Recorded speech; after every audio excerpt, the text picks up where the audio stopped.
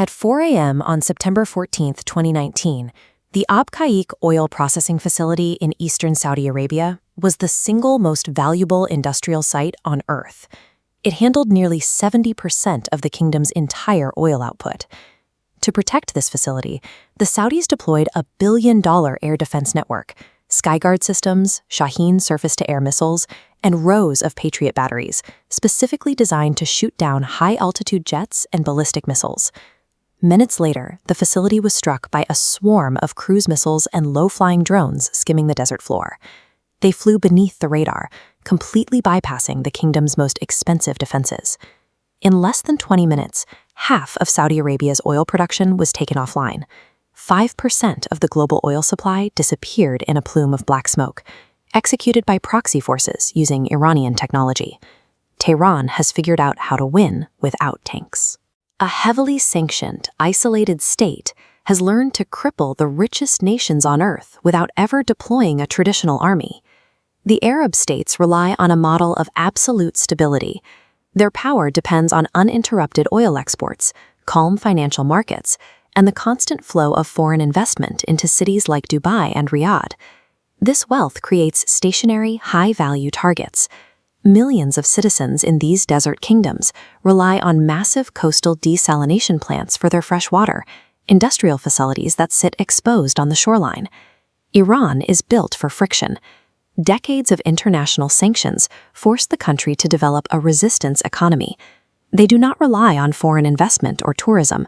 They rely on missiles, drones, and domestic self-sufficiency. Trillions of dollars in interconnected infrastructure have become a liability. While the Gulf states are built to thrive in peace, Iran has spent 40 years adapting to hardship and isolation. In 1979, the Islamic Revolution changed the nature of the Iranian state. Ayatollah Khomeini rejected monarchy as un-Islamic and began weaponizing identity, speaking directly to Shia communities across the Arab world to encourage resistance. Seeking to crush the revolution, the Arab monarchies poured billions of dollars into bankrolling Saddam Hussein's invasion of Iran in 1980. The resulting war lasted 8 years and left nearly 1 million dead. Iran emerged with a core strategic belief: it would never allow itself to be boxed in and attacked in a conventional border war again. Instead of building a traditional army, Iran invested in networks. It began funding political movements and militias in fragile states, creating a system that allows it to fight enemies hundreds of miles from its own borders. Following the U.S. invasion of Iraq, Iran secured a continuous corridor of influence stretching to the Mediterranean.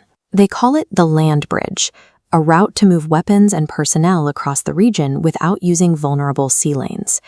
This turned the geography of the Middle East into a tool of encirclement. Iran no longer sits across the Gulf, it sits on its rivals' borders.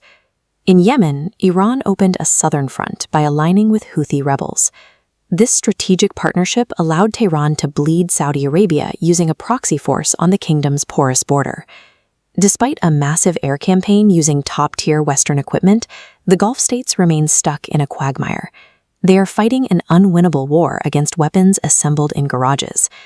This chart shows the staggering economic mismatch of the conflict. Every time a Houthi missile enters Saudi airspace, the intercepting Patriot battery fires a shot costing $3 to $4 million. The incoming Houthi drone, built with Iranian parts and a lawnmower engine, costs as little as $20,000. The economics of this defense are unsustainable. This allows Iran to terrorize Arab cities and drain their treasuries with total plausible deniability. Because the strikes are launched by proxies, Tehran can achieve the strategic effects of a war without ever firing a shot from Iranian soil. The ultimate geographic leverage is maritime. The Strait of Hormuz is only 2 miles wide at its narrowest point, yet it carries 20% of the world's oil and is the economic lifeline for every Arab monarchy. Iran overlooks these shipping lanes from its rugged coastline. Using fast boats, midget submarines, and mines, Tehran has the power to paralyze global trade and collapse the economies of the Gulf if it is ever provoked. While the Strait is a conventional threat, the nuclear program is the existential one. Iran's breakout time to produce enough fissile material for a weapon is now measured in weeks, not years. Possessing a nuclear weapon creates an immunity shield. A nuclear-armed regime is effectively immune to invasion, allowing Tehran to support its proxy networks in Lebanon and Yemen with total impunity. Saudi Arabia has stated that if Iran acquires a bomb, the kingdom will acquire one as well. This creates the prospect of a nuclear arms race in the most unstable region on Earth. A nuclear Iran would permanently lock in the asymmetric mismatch, neutralizing the trillions of dollars the Gulf has spent on conventional defense. Recent diplomatic thaws, including the restoration of ties between Riyadh and Tehran, are a pause rather than a peace. Both sides are buying time, the Arab states to protect their economic transformation, and Iran to survive under sanctions. Arab states are betting that internal unrest will weaken the Islamic Republic from within. However, if the leadership in Tehran feels its power slipping, it may decide that a foreign conflict is the only way to unify the country. This is a structural clash. The Arab monarchies are status quo powers trying to protect the map. Iran is a revolutionary power trying to redraw it with Tehran at the center.